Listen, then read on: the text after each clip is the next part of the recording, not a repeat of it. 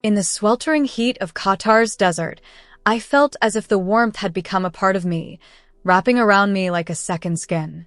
Standing on the old wooden pier, I idly kicked my sandals against the time-worn boards, my eyes drawn to a procession of sleek, high-end cars cruising by.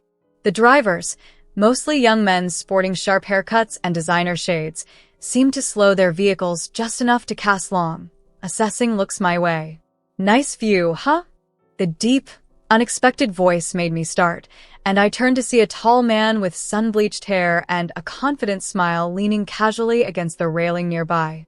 He carried himself with a certain arrogance that I usually found off-putting, but tonight, it didn't irk me as much. "Yeah," I replied nonchalantly, my gaze returning to the horizon where the sun dipped low, painting the sky in vivid hues. "Sunsets are pretty common here, though, wouldn't you say?" He laughed, a warm, inviting sound. "Maybe common, but still pretty impressive. And those cars," he added, gesturing towards a cherry-red Ferrari that had just stopped further down the pier, from which a glamorous woman was stepping out, "are definitely not common." "Nope," I agreed with a smirk. "Those are a rare sight." His eyes sparkled with amusement. "You don't seem too taken with all this glitz and glamour." Leaning back against the railing, I crossed my arms. "It wears off. It seems like everyone here measures their worth by their bank balance." Raising an eyebrow, he asked, "So what measures yours?" His question caught me off guard. Growing up as the daughter of a billionaire who co-owned a massive American chocolate empire, I'd seen enough of the world to last a lifetime, which is why I chose to forge my path in Qatar, far from my father's shadow. "Well," I hesitated, not sure how much to disclose. "I value hard work and making your way in the world." He observed me intently for a moment, then nodded slowly. "Fair enough. I'm Aiden, by the way," he said, extending his hand. "Mira," I replied, shaking his hand. His touch sent a surprising jolt through me. Weeks later, as we lounged by the pool at his upscale hotel, sipping cocktails under the shimmering city lights, Aiden revealed that his company was searching for someone with my qualifications. "We could use someone like you," he stated casually. "Your company?" I looked up sharply. "Yeah," he shrugged. "It's a major investment firm in the States. We're always looking for talented people." His gaze locked with mine. "So, what do you say?" Interested in a change of scenery from the usual Qatar sunsets. The proposal sent my heart racing. The idea of starting anew, particularly with Aiden, was thrilling yet daunting. I hesitated, my inner doubts surfacing. "I don't know. It's a big step." He leaned in, his voice low and persuasive. "I know, but it could be an incredible adventure for you." After a moment of mixed emotions, I decided to take the risk. However, maintaining my independence was crucial. I couldn't simply move in with Aiden. Instead, I found a modest apartment in a typical neighborhood, far from the opulent lifestyle he was accustomed to. This way, I could explore this new chapter on my terms, keeping my carefully crafted identity intact. I decided not to tell my father about my new chapter in the States just yet. He was always caught up in a whirlwind of international business trips, and I wasn't quite sure how he would react to my recent adventures in Qatar, not to mention my budding relationship with Aiden. Only a few weeks after settling into my new role at Aiden's company, I was already making strides. The job was demanding, but I thrived, feeling a sense of fulfillment that had eluded me in Qatar. One evening, after a particularly taxing day, all I wanted was to sink into my old, comfy couch. But as I walked in, I froze. There, in my modest living room, sat my father. He looked utterly out of place in a space that clearly screamed budget living. My jaw dropped in shock. "Dad." The word barely made it out as my voice cracked. With a slow, familiar smile, he replied, "Well, Mira, seems a father can visit his daughter, even in her humble abode. How did you find me?" I asked, my mind racing for explanations. He shrugged, a glimmer of pride in his eyes. "Let's just say a father has his ways, especially when his daughter jets off to Qatar and then pops up working at a top investment firm across the ocean." I swallowed hard, realizing he knew everything. The world seemed to spin slightly off kilter. "I just needed a new start," I mumbled, avoiding his gaze. A chance to build something for myself on my terms. He nodded slowly, understandingly. I get that, he said earnestly. But, honey, pretending to be someone you're not isn't the way to do it.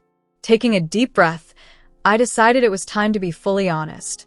It was time he knew everything, even if it meant revealing my carefully constructed facade.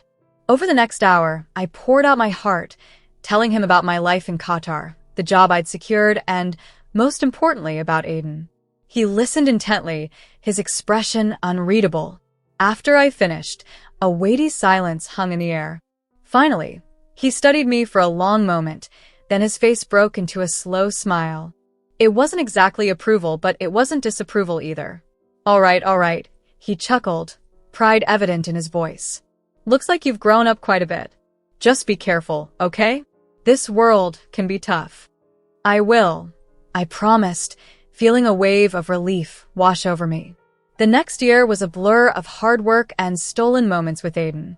The pressures of the firm were immense, but I excelled, and my efforts and intelligence finally gained the recognition they deserved. A year later, I was promoted to associate partner, a significant achievement in the cutthroat world of investment banking. One evening, while cooking dinner in my tiny apartment, Aiden still hadn't convinced me to move in. He suddenly dropped to one knee, a sparkling diamond ring catching the candlelight. "Mira," he began, his voice laden with emotion, "you're the smartest, most beautiful woman I know. Will you marry me?" Tears welled up in my eyes as I choked out a joyful yes, and threw my arms around him. At that moment, I knew I was the happiest woman alive. Wedding planning began immediately. We opted for a simple ceremony on a secluded beach in the Maldives, envisioning a day that was just about us, Aiden and I, celebrating our love without any ostentation. As the ocean breeze gently swept across the shoreline, I contemplated the simplicity of our upcoming wedding. Despite my background, a lavish ceremony was the last thing I wanted. It was essential to keep my past under wraps. Still, there was someone I needed to update. "Hey, Dad," I began, my voice a cocktail of excitement and apprehension. On the other end, his familiar chuckle eased some of my nerves. "It's time for some news." "Go ahead, kiddo," he encouraged. "Aiden and we're getting married," I announced. A pause hung in the air before he responded with a seriousness that was uncharacteristic. "Honey, I'm happy for you, but coming to the wedding might not be the best idea. It could stir up more attention than you'd want." My heart dropped, understanding the weight of his words. His high-profile presence could unravel the discreet life I had built. "Okay," I conceded softly, forcing a smile into my voice. He cleared his throat, adding, "And Mira, make sure you guys are thinking ahead. A prenup wouldn't hurt." His practical advice didn't surprise me. It made sense given our distinct backgrounds. "Sure, Dad," I replied, embracing his suggestion wholeheartedly. Meeting Aiden's family introduced a different set of challenges. His mother, draped in elegance and exuding wealth, gave me a lukewarm smile that barely masked her scrutiny. "Aiden hasn't told us much about your work," she probed, her sweetness tinged with insincerity. Aiden, ever so naive to the undercurrents, beamed with pride. "She's an associate partner at a prestigious investment firm, Mom. She's incredibly talented." Her smile tightened. "An investment firm, how interesting." The evening rolled on with subtle jabs and pointed inquiries about our financial arrangements. Calm and collected, I addressed each one. "We've already discussed a prenup," I informed her, my tone both cool and assured. Her reaction was a mix of startled respect and reluctant admiration. The wedding day itself was exactly as I had hoped, simple and beautiful, with just me, Aiden, and the rhythmic sound of waves crashing against the shore, sealing our promises to each other. A few weeks later, back in New York, Aiden surprised me with the keys to a beautiful house in a tranquil, upscale neighborhood. It wasn't a mansion, but it was perfect for us. As we stood in the foyer, surrounded by unpacked boxes, I felt a wave of contentment. Life was not exactly as I had planned, but it was genuinely fulfilling. However, as time passed, The glow of my professional successes seemed to cast a shadow over Aiden's spirits. His congratulations, once warm and enthusiastic, now felt perfunctory. The joy in his eyes seemed to dim with each of my achievements. Then came the merger, an enormous success for the firm and a personal triumph for me. I rushed to share the news with Aiden, only to find him subdued, his reaction a complex mix of astonishment and restraint. "You did good, babe," he said, the strain evident in his voice. It felt like praise forced out rather than freely given. A chill of realization crept over me. Could my successes be diminishing him somehow? At home, his mother was no help, her expertise in passive aggression shining through. Back in my day, she would often start, her voice dripping with condescension, wives focused on their homes, not playing at business. Navigating this new dynamic was challenging. I had to tread carefully, balancing my professional aspirations with the personal pressures at home, all the while questioning how to maintain my happiness without overshadowing those I loved. The day Aiden barged into our house, his face stormy and his mood darker than I had ever seen it, my heart sank. Without a word, he threw down a thick envelope on the kitchen table. "Severance package," he growled, his voice cold.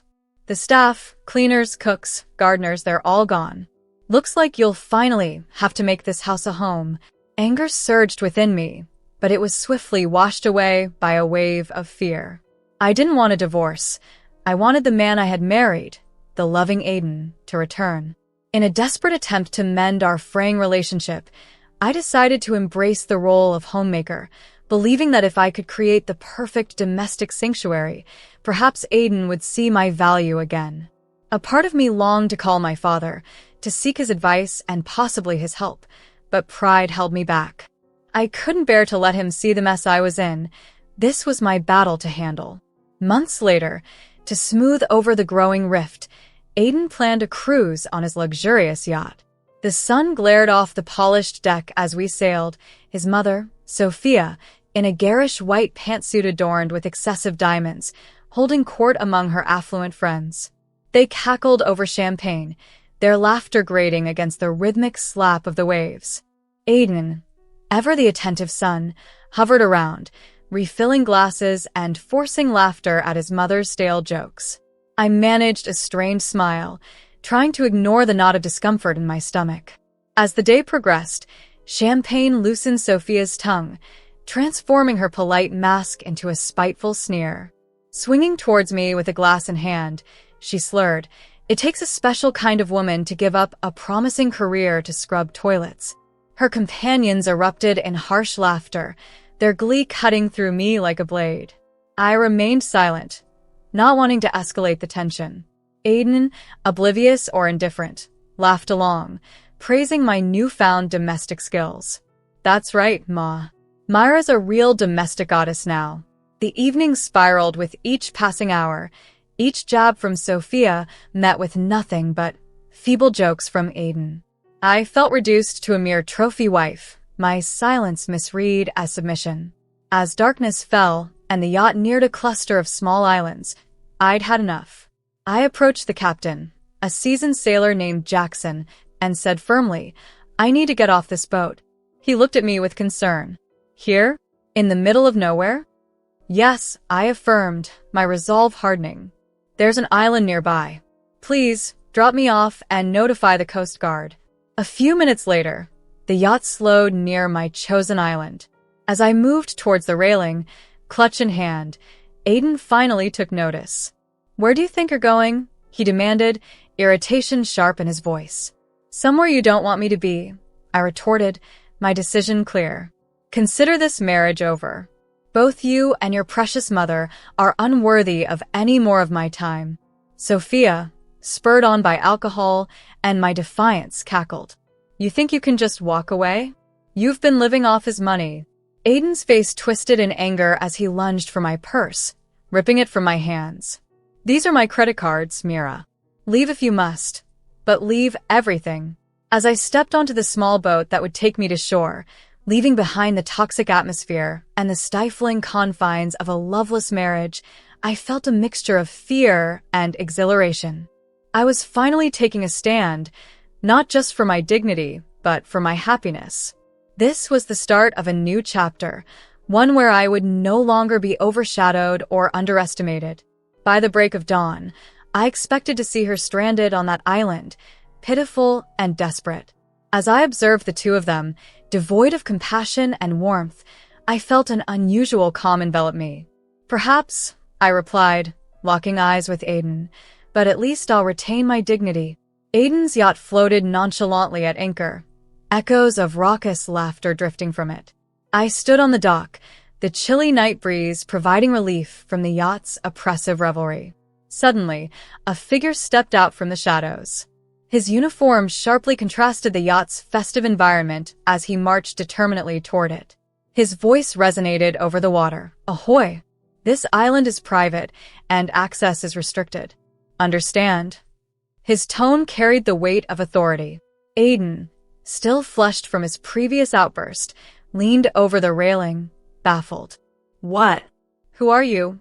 The man, a security guard named Gabriel whom I had discreetly informed earlier, an act of quiet rebellion that felt incredibly satisfying, stood firm. "Security," he stated simply. "Looks like you're lost. You need to leave within 3 hours." Aiden scoffed. 3 hours? We just arrived. And why should we listen to you? Gabriel, unyielding, replied in a lower tone. "You don't want to cross the owner of this island. He's a man of significant influence.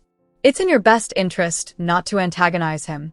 As Sophia began to realize what was happening, she leaned in, her voice overly sweet. "Oh, but surely a little longer won't hurt."